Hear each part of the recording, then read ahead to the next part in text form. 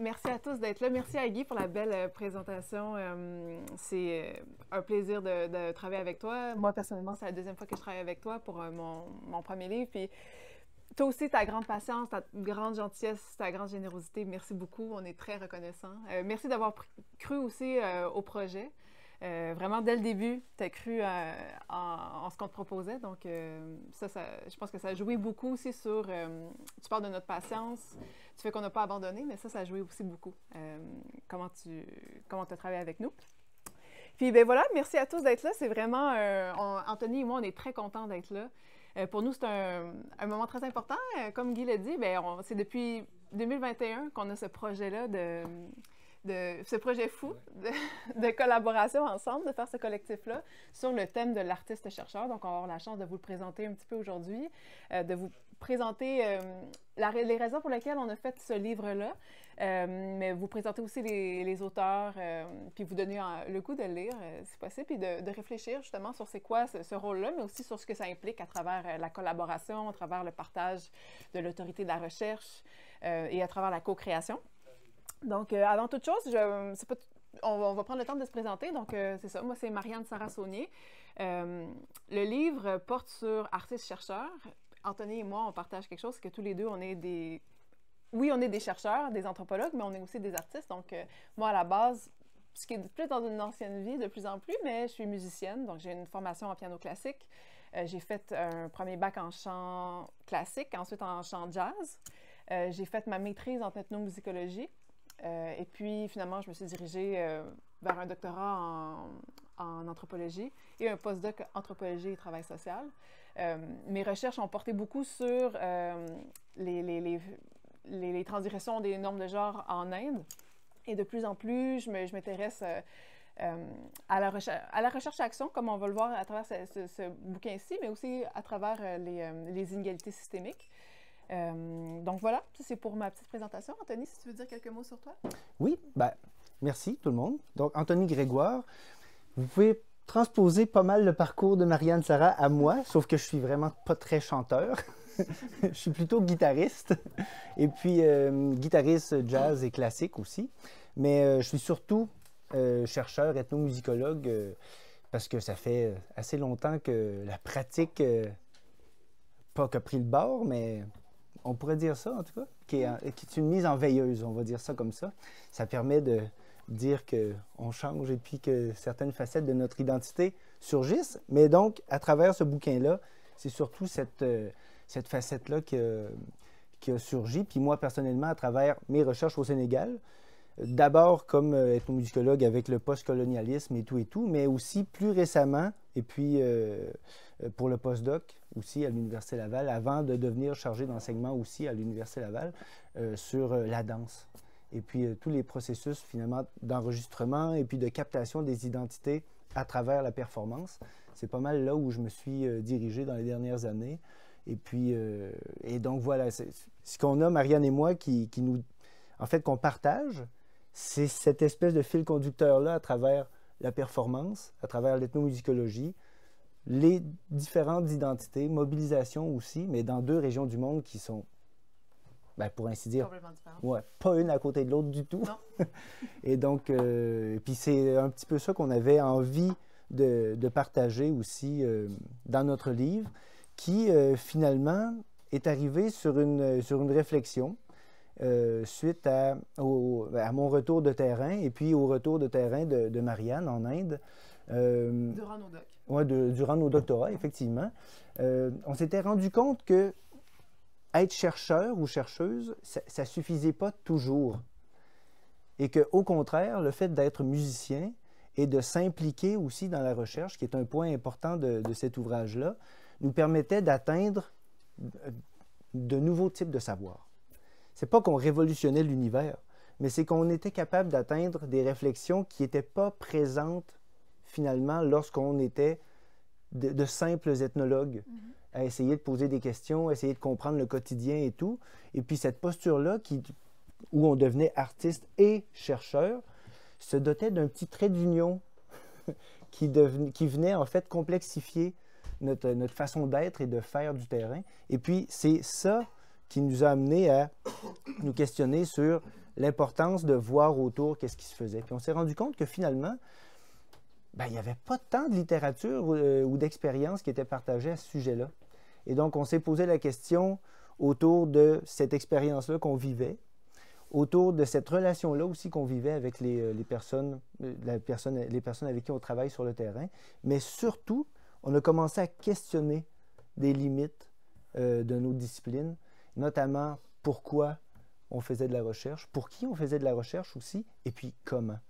Et donc, on a articulé cet ouvrage-là autour de ces questions-là, finalement, avec d'autres auteurs qu'on va vous présenter tout à l'heure, mais qui mettent l'accent sur qu'est-ce qui est spécifique et partagé dans notre expérience autour de la recherche dans et avec les arts, mais surtout pour représenter ce savoir-là qui souvent nous induisait finalement pas une obligation, mais qui nous induisait de facto ou qui nous dirigeait de facto vers une recherche-action, une recherche impliquée, une recherche engagée aussi à certains égards, mais qui nous distinguait beaucoup comme artistes-chercheurs de ce qu'on appelle souvent des artistes-chercheurs ou un artiste qui a une pratique de recherche ou un discours sur son art.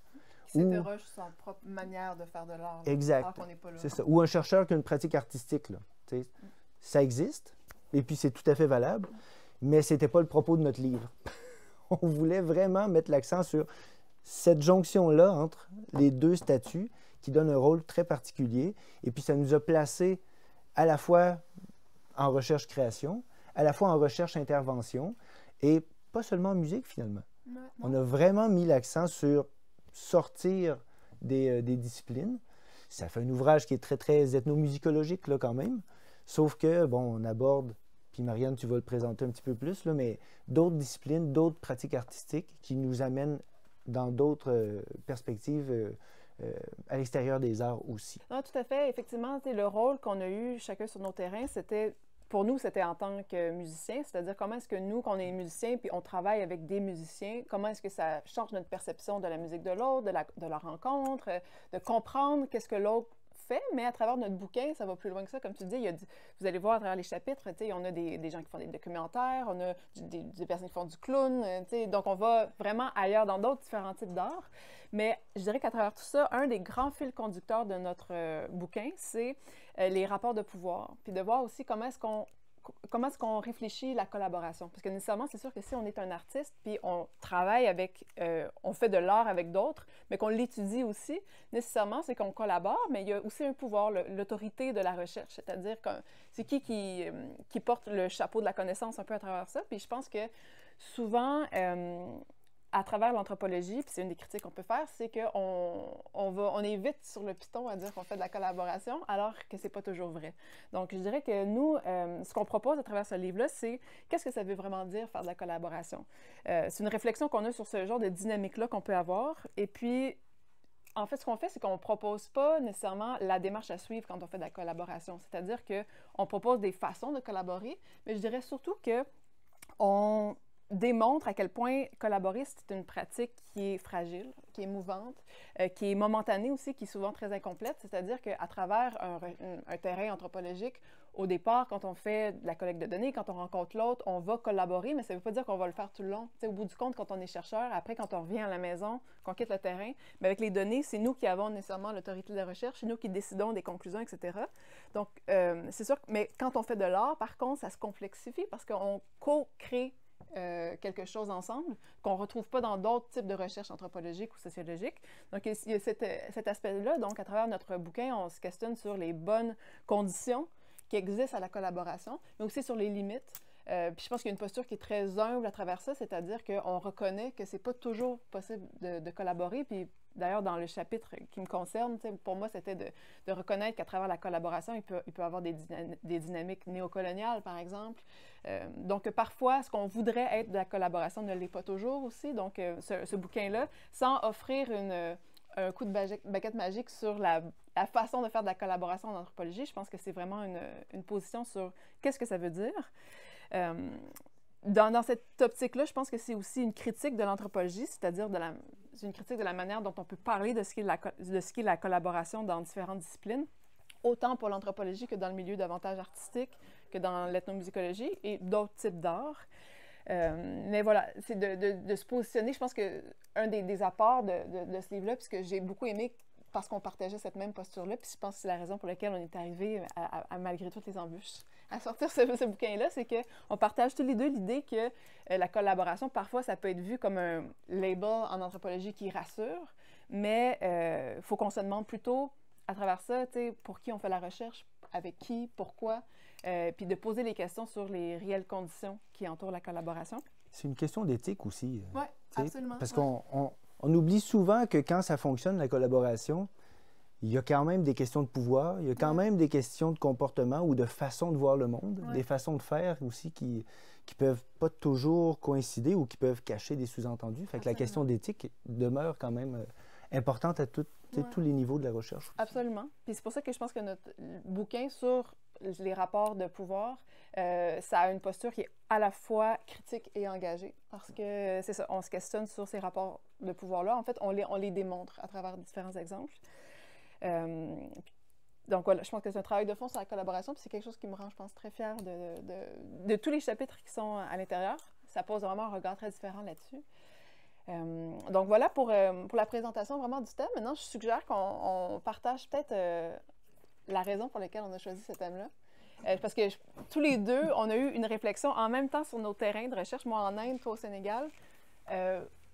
On s'est questionné face au fait qu'on était tous les deux des musiciens, puis l'impact que ça avait eu sur notre terrain, puis notre façon de comprendre le terrain.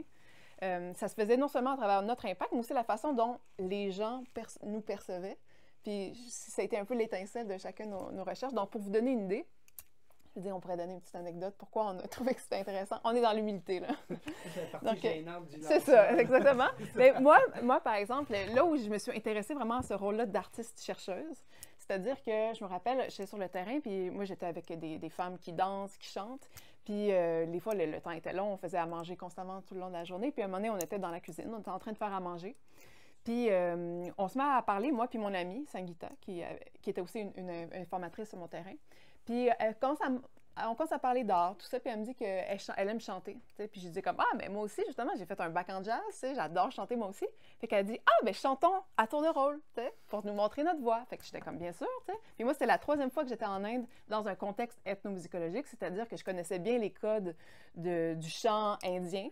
Je connaissais ce que ça impliquait, ce qui est très différent de notre propre esthétique ici, du chant plus occidental. Fait qu'elle se met à chanter, puis c'est un chant qui me surprend pas du tout, c'est-à-dire que, c'est plus haut perché, c'est plus dans ce qu'on appelle le masque, c'est-à-dire que le son est plus nasillard, mais super bien exécuté, là, pour les critères esthétiques indiens. Donc, elle se met à chanter, puis là, je l'applaudis, c'est super beau. Puis elle me dit, OK, à ton tour de chanter. Fait que moi, je décide que je chante Summertime. Moi, j'ai une voix beaucoup plus grave. Moi, je suis mezzo, quand même bas. Fait que je me mets à chanter. Puis nous, c'est une voix de poitrine. Puis une fois que j'ai fini de chanter, elle fait « Ah, c'est spécial. » Et c'est tout ce qu'elle dit. Donc, j'ai vu que ça avait vraiment créé un malaise, tu sais, parce que moi, j'avais dit « Bravo! » J'avais applaudi. Puis, tu sais, je savais à quoi m'attendre. Mais elle savait pas pantoute à quoi s'attendre quand moi, elle m'a entendu chanter, tu sais. Mais c'est ça aussi la rencontre, tu sais. Puis l'idée, c'est que nous, notre impact comme chercheurs, nous, on va s'intéresser à l'autre parce qu'on s'attend déjà à quelque chose. Puis on a déjà cette idée-là, on a déjà fait de la recherche, mais eux, non, nous, on impose notre présence, puis on impose notre façon d'être, puis eux, ils peuvent pas trouver ça aussi trippant que l'inverse. Donc, non seulement il y a une grande humilité à travers ça, mais c'est de voir à quel point, pour co-créer, il faut, nous, être ouverts, mais il faut s'attendre à ce que l'autre soit prêt à accueillir aussi ce qu'on a à donner. Donc, je pense qu'il y avait cette complexité-là que moi, ça m'avait surpris sa réaction. Donc, cette complexité-là m'a fait réfléchir à quel point c'est important de voir cette collaboration-là puis cette rencontre-là à travers notre regard, mais le regard de l'autre aussi, puis qu'il y a un partage qui doit se faire à ce niveau-là.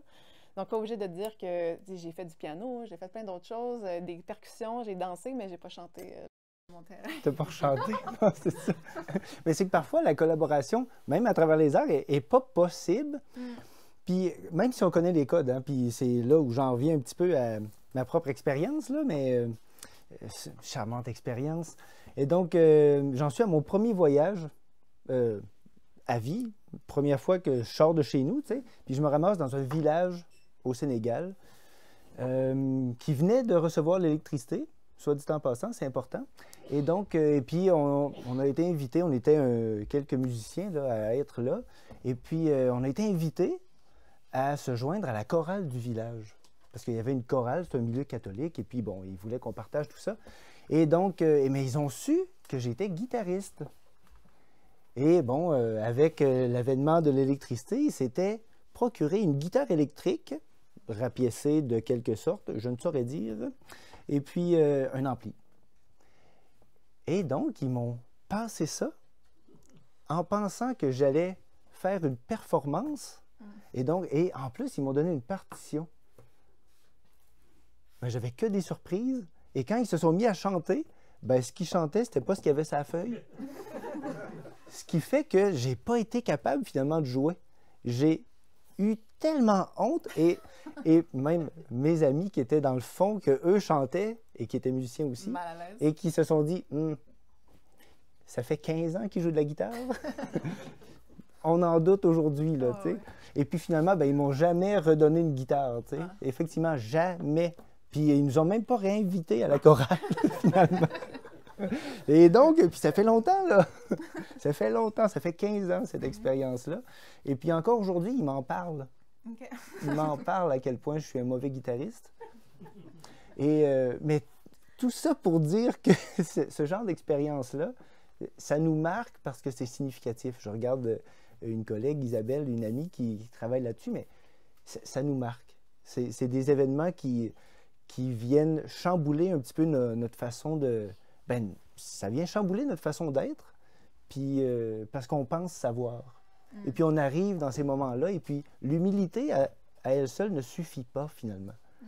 Parce qu'il faut, en tout cas pour moi, là, je vais parler pour moi, mais c'est le genre de moment où il faut chercher à comprendre, parce qu'on ne peut pas en rester là, ça fait 15 ans, puis ça me suit encore. Et donc, je pense que c'est ça un petit peu qui m'a motivé à poursuivre, puis à me poser ces questions-là aussi, sur cette relation-là qui existe dans la recherche entre des artistes et les chercheurs, entre des artistes et des artistes qui font de la recherche. Et puis ben voilà, c'est un peu ce qui motive encore même mes recherches à l'extérieur de l'ouvrage.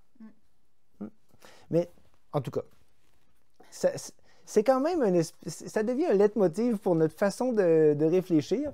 Et puis, c'est un petit peu ça aussi qui a motivé la division de notre ouvrage. Et puis, qu'on va vous présenter un petit peu, là, mais cet ouvrage-là, en fait, se divise en trois. À la fois en trois axes, avec nos 11 auteurs et autrices. Et donc, ces trois axes-là passent à travers des problématiques qui sont théoriques, d'une part, dans le premier, et puis qui remettent en question justement ça, ces relations-là, ces questions d'éthique-là, ces questions-là d'être au monde ensemble, et puis qui mènent à une deuxième section qui aborde plutôt des problématiques méthodologiques. Comment faire quand ça ne fonctionne pas? Quand on veut collaborer, tu l'as dit tout à l'heure, quand on veut collaborer, mais que finalement les autres ne veulent pas, ou qu'on veut collaborer, mais qu'on ne sait pas comment s'y prendre. Puis ça aussi, c'est important. Parce que ça dépasse la simple volonté d'un chercheur ou d'une chercheuse de s'inscrire dans un terrain ou dans un sujet de recherche. Et puis surtout, ça amène à la troisième partie où on a des exemples à travers le clown, à travers le documentaire ou le journal de bord dans un contexte de documentaire, mais où justement ces limites-là qui sont méthodologiques, épistémologiques, éthiques, interculturelles ou interpersonnelles viennent influencer notre travail. Puis ce qu'on fait à travers ces trois axes-là, c'est justement questionner ces limites-là. Puis pas pour donner des réponses nécessairement, il y en a certaines. Chacun des chapitres apporte des réflexions sur ce qu'ils ont bien pu faire parfois, mais ce qu'ils ont bien essayé de faire aussi, avec parfois des échecs, parfois des réussites.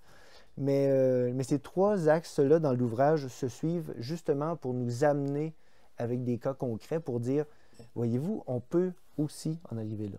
Ouais. Non, tout à fait. Tu l'as très, très bien décrit, c'est les trois axes. Puis peut-être pour les définir davantage, je vais parler davantage des chapitres. Puis la raison, c'est aussi pour rendre hommage aux auteurs des chapitres. On en a un avec nous aujourd'hui. Donc, je vais les décrire, je vais décrire brièvement. C'est important pour moi qu'on mentionne quand même tous les auteurs qui sont là, qu'on les nomme. Puis je vais vous décrire un petit peu les chapitres qu'on a. Et je vais dans l'ordre. Donc, le premier chapitre, c'est par mon collègue Anthony Grégoire, un homme bien sympathique, qui propose une relecture de la bimusicalité de Mentalhood à partir de son terrain au Sénégal, en intégrant les dimensions interculturelles et collaboratives dans un projet de co-création musicale. Ensuite, on a Pierrick Lefranc, qui explore les tensions éthiques qui sont liées à l'appropriation culturelle à travers l'usage de chants autochtones et qui interroge la place de la musique dans la relation de l'altérité. On a Laurent Bellemare qui analyse les défis liés à la mondialisation du gamelan à travers l'expérience du Kiri Kedaton, soulignant les biais de recherche et la faible représentation des perspectives indonésiennes à travers cette forme d'art-là. On a Abderraouf Ouertani qui analyse sa posture d'artiste-chercheur en tant qu'oudiste, en réfléchissant au croisement entre engagement personnel et rigueur analytique. On a Sophie Stevens, Serge Lacasse et Michael Garancher qui explorent les effets de la réflexivité sur la recherche-création et l'importance de penser la création comme une démarche scientifique à part entière. Dans mon article, je partage les tensions éthiques et les dynamiques néocoloniales qui sont vécues sur mon terrain en Inde et je propose une méthodologie en recherche-action pour préserver l'intégrité de la rencontre artistique. Ensuite, il y a Mélanie Nitis qui s'appuie sur son expérience du Glen Tea en Grèce pour proposer une démarche de recherche-action co-créative, attentive aux enjeux de patrimonialisation. On a Mathieu Poitras qui est avec nous aujourd'hui, qui montre comment son apprentissage du DAF persan en Turquie nourrit une posture d'artiste-chercheur qui est propice à la production de savoir situé. On a Luigi Monteani qui analyse la démarche décentralisée du groupe Seni Awa en Indonésie et réfléchit à son double rôle de producteur et de chercheur dans un projet engagé. Ensuite, on a Vadim Dumesh qui présente un journal de bord de son travail documentaire avec des chauffeurs de taxi à Paris en discutant des enjeux éthiques liés à la coécriture et au consentement. Et finalement, on a Claire Baudelet qui explore l'impact de sa pratique de clown hospitalier sur ses enquêtes ethnographiques en montrant comment cette expérience corporelle enrichit sa collecte de données. Donc voilà pour notre bouquin bien riche. Ben oui, ça nous fait une belle brochette ouais. Qui est encadrée de part et d'autre par une préface et une postface. Donc une préface qui est signée par Monique Desroches, ethnomusicologue, qui a aussi dirigé chacun de nous notre maîtrise. Et puis qui se fait un point d'honneur assez... c'est beaucoup d'honneur, je trouve, mais qui se fait un point d'honneur à justement revenir insérer certains mots-clés de l'ouvrage dans la littérature ethnomusicologique, artistique plus largement, mais ethnomusicologique plus spécifiquement. Et puis qui revient... en fait, qui a fait l'exercice de faire une sorte de survol de l'ouvrage puis de le synthétiser en 4 pages. Bravo, Monique. Et puis, qui en souligne l'importance, qui, en tout cas, à mon humble avis, dépasse ce que j'attendais de cet ouvrage-là. Fait que c'est vraiment... c'est un bon signe, c'est le fun, j'en étais fier, c'était une magnifique préface. Et une postface par Bob White, ici présent, qui, finalement, clôt magnifiquement bien l'ouvrage parce que Bob partage... Est-ce que c'est la première fois? En tout cas, pour une rare fois, oui, la première fois. Ah oui, j'étais honorée de ta postface que tu nous partages. C'est cool! Ouais. Qui nous partage pour la première fois, par écrit, son expérience de recherche au Congo, Kinshasa, avec la rumba congolaise, et où lui-même s'inscrivait dans cette posture-là de chercheur, avec les aléas que tu y décris, mais qui vient aussi réaffirmer que ce statut ou ce rôle de l'artiste-chercheur est un peu un in-between tout le temps. Dans notre introduction, on met l'accent sur le caractère liminal de cette posture-là, qui a un potentiel transformateur, mais qui vient chercher d'autres personnes. Et puis Bob, dans sa postface, met bien l'accent là-dessus, sur le fait que ça nous change. Sur les tensions, effectivement. Ouais. Et donc, on a eu cette chance-là d'avoir Bob qui a dirigé aussi chacun de nous nos thèses. C'était le début et la fin de la boucle pour nous comme ethnomusicologues. Ben oui, absolument. T'sais, pour nous, c'était très... Puis là, j'y vais avec une note peut-être un petit peu plus personnelle, mais pour nous, c'était très significatif parce que Anthony et moi, on a des parcours qui se ressemblent beaucoup. On est très différents dans nos approches. Nos terrains sont vraiment différents. J'ai plus de barbe. t'as plus de barbe que moi, ça, c'est effectivement. Tu sais, on pourrait avoir tu sais, tous les deux, on a fait notre maîtrise. On est tous les deux musiciens. On a tous les deux fait notre maîtrise en ethnomusicologie, tous les deux avec Monique Desroches. Ensuite, tous les deux, on a fait notre doc avec Bob, dans le beau drap, tous les deux. Ouais, c'est ça. Mais ça ne nous empêche pas quand même de pouvoir avoir des débats qui pourraient durer des heures parce qu'on n'est pas d'accord sur certains concepts, mais il reste qu'on a tous les deux vraiment une ligne directrice. Pour nous, le fait qu'on commence avec Monique, qu'on finisse avec Bob, même dans notre livre, c'était très représentatif. Puis que notre travail, notre recherche porte sur la collaboration, c'est un sujet, tous les deux, qui nous a beaucoup reliés à travers nos recherches chacun, puis nos discussions aussi. Donc, c'était très significatif. Donc, ce bouquin-là, ça boucle beaucoup la boucle sur notre parcours académique. Donc, nos docs se terminent alors que ce projet-là se termine. Mais aussi, je pense que tous les deux, ça nous fait un beau rappel, pas nécessairement nostalgique, parce que toi, tu baignes quand même encore plus dans la musique que moi à ce jour, mais sur notre statut de musicien, qu'on a déjà eu davantage qu'académicien, qu'on a plus... désormais un chapeau qu'on a davantage maintenant. Là. Donc, c'est ça. Un livre qui est très symbolique, je pense, tous les deux dans nos parcours. Effectivement. Puis, puis c'est un peu le mot de la fin, mais qui est ça boucle la boucle d'une part pour nos parcours académiques, mais ça ouvre aussi de nouvelles boucles, puisqu'on commence aussi nos carrières dans l'académie. Et puis, c'est bien parce que autant comme on a un parcours qui est, pour ainsi dire, pareil, le même, autant comme on se dirige vraiment pas dans la même direction, toi, avec les enjeux changement climatique et tout, puis moi, plutôt dans l'intelligence artificielle. On n'est pas du tout dans les mêmes enjeux, mais cet ouvrage-là devient un exemple de ce qu'on peut faire aussi, comme ligne directrice, avec chacun des auteurs, des autrices qui ne travaillent pas dans la même région du monde, qui est issu aussi de plein de pays. Hein. C'est un collectif qui est international. Il y a des gens de partout, ce qui donne aussi sa richesse. Mais cet ouvrage-là aussi s'inscrit dans, oui, nos débuts de carrière, mais peut s'inscrire aussi dans le début de carrière d'autres personnes qui ont collaboré avec nous. Puis notre vision de la collaboration, comme on l'a vécu à travers le rôle d'artiste-chercheur, je pense que c'est quelque chose aussi qui est en nous à travers nos nouveaux domaines de recherche. C'est quelque chose qu'on garde, les fondements épistémologiques de notre manière de concevoir la collaboration, le partage d'autorité. C'est quelque chose qui reste après en nous comme base à travers notre vision de ce qu'est l'anthropologie puis la recherche. Oui, puis je pense que ça devient un petit peu une motivation aussi pour continuer à parler de ça. On n'en parle pas beaucoup du partage de l'autorité dans la recherche, de plus en plus, mais c'est toujours quelque chose qui est un petit peu sur un coin de napkin, sur un coin de table. Il faut faire attention à ça. Non, il y a des réels enjeux. Puis, voilà, je pense que ça va nous suivre pour longtemps. Puis on invite aussi les gens à prendre un petit peu le relais parce que c'est comme un premier jet de pierre. Ça dit-tu, ça? Oui, en tout cas, c'est un premier jet de pierre. C'est un premier jet, c'est une première impulsion, en tout cas, dans l'académie, pour que les autres aussi continuent là-dessus. Puis je pense que, humblement, de notre côté, c'est au moins, ça a le mérite de lever des questions pour la suite. Questions qui ont été appuyées par des gens qu'il faut aussi remercier et qui ont été là pour nous appuyer. Et puis, je commencerai par les auteurs, les autrices de notre ouvrage. Mathieu, merci beaucoup. Et puis, merci à tous les autres, toutes les autres aussi qui ne pouvaient être là parce que ils sont partout dans le monde. Partout dans le monde. C'est une bonne raison quand même. Et puis, mais donc, merci d'avoir sauté dans l'aventure, d'avoir suivi le bateau, parce qu'il y en a des fois qui auraient quitté le bateau. C'était aussi d'avoir été patient. On a été patient, mais toi aussi. Oui, c'est ça. C'est ça. Guy partageait notre patience tout à l'heure. Je trouve que eux autres aussi, parce que nous autres, on avait de l'info, mais pas eux autres. On vous en donnait quand même un petit peu. Là. C'est ça, vous avez bien fait ça. Ah, c'est le fun.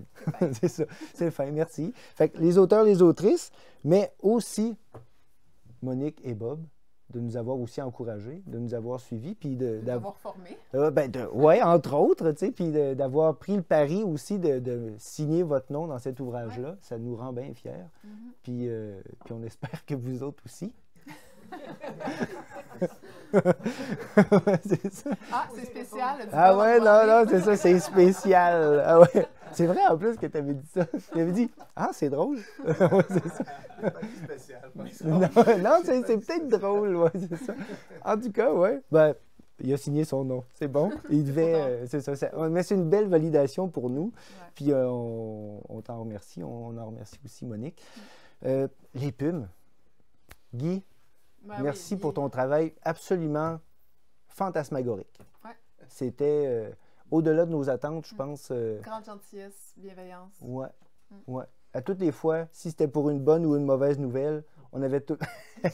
J'ai bien aimé la réaction, mais on avait toujours l'heure juste. Ouais. Puis ça a été fluide finalement. Ouais, exactement. Fluide Ouais. tout au long. Puis on t'en remercie. Puis toute l'équipe des PUM aussi, Très efficace. chargée de projet. Donc ça a été super génial. Puis c'était une belle aventure. Sinon, ben, on remercie la librairie, qui est très, très cool. Ouais. Merci. C'est vraiment un endroit génial pour faire un lancement de livre comme Absolument. celui-là. Puis ça nous fait bien plaisir d'être Ouais. là. On était contents que ce soit ici. Fait que merci beaucoup de participer à cette aventure-là aussi. Merci à toi, Merci à toi, mon cher ami. parce que c'était vraiment cool. Ouais, c'est Ouais, très cool. je pense ouais. que on n'aurait pas pu faire ce projet-là. Ben, en tout cas, il n'aurait pas pris cette forme-là si c'était pas avec toi. Non, je suis bien d'accord. Puis Anthony, à chaque fois que tu as une idée dans la tête, tu l'as pas d'un pied. Puis quand il dit j'ai une idée d'un livre, moi j'aime ça embarquer dans des projets avec toi, mais je savais que ça se ferait parce que tu es dans le projet. c'est ça. Donc, C'est ça. Hey Marianne, j'ai une bonne idée, là. On pourrait écrire un livre. Ouais, mais tu veux pas que je te parle de l'idée? Non! Non. On y va, on y va. Ouais, c'est ça. non, c'est clair, ce livre-là, il est symbolique, mais il symbolise aussi une bonne amitié. Franchement, Ouais, là, Ouais, ça finit pas là, grande là. chance. Mais non, c'est le premier bouquin. Là. C'est ça. Ce n'est que le premier. Et voilà. Puis merci à vous d'être là. C'était très, très cool de vous voir. Puis ben, ça compte beaucoup pour nous de vous voir là. Fait que merci de vous être déplacés et de nous encourager. Merci beaucoup. Yes.